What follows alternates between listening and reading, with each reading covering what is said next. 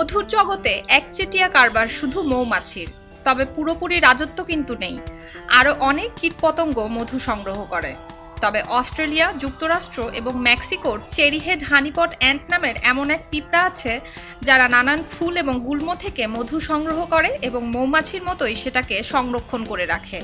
তবে পার্থক্য হলো, মৌমাছির মতো ওরা মধুটাকে কোনো চাকে না রেখে নিজের পেটকেই মধুর চাক হিসেবে ব্যবহার করে।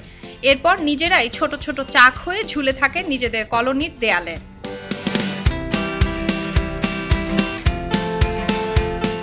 চেরি-হেডেড হানিপট পিঁপড়ার বৈজ্ঞানিক নাম মাইরমেকোসিস্টাস। মেক্সিকো, অস্ট্রেলিয়া এবং দক্ষিণ পশ্চিম আমেরিকার একটি প্রজাতি এই হানিপট পিঁপড়া। তারা পিঁপড়ার একটি শ্রমিক বা খাদ্য সঞ্চয়কারী অনন্য প্রজাতি। তারা তাদের পেট বা গ্যাস্টারগুলো কার্বোহাইড্রেট বা মধু দিয়ে পূরণ করে রাখে বলে দূর থেকে দেখতে পিঁপড়েগুলোকে অনেকটা টসটসে আঙুরের মতো লাগে। কালো এবং লাল চেরির মতো দেখতে প্রায় ১৯ মিলিমিটার লম্বা এই পিঁপড়ে সাধারণত ১২ বছর পর্যন্ত বেঁচে থাকে।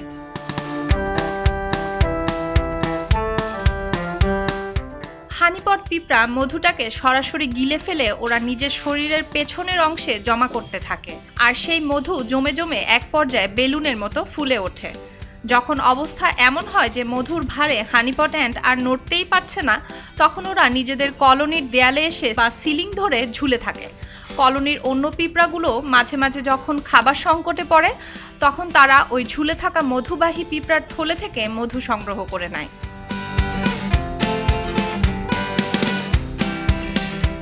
অনেক সময় আবার এই হানিপট অ্যান্ট অর্থাৎ মধুর ভান্ডারওয়ালা পিঁপড়াগুলোকে অপহরণ করতে কলোনিতে হামলা চালায় অন্যান্য কীটপতঙ্গ। কারণ স্বাদের বিচারে এই মধু খুব একটা ফেলনা তো নয়। মৌচাকের মধুর মতো অত মিষ্টি না হলেও গবেষকরা দেখেছেন হানিপট অ্যান্টের মধুতেও আছে গ্লুকোজ এবং শরীরের জন্য উপকারী পুষ্টিগুণ সমৃদ্ধ সব উপাদান।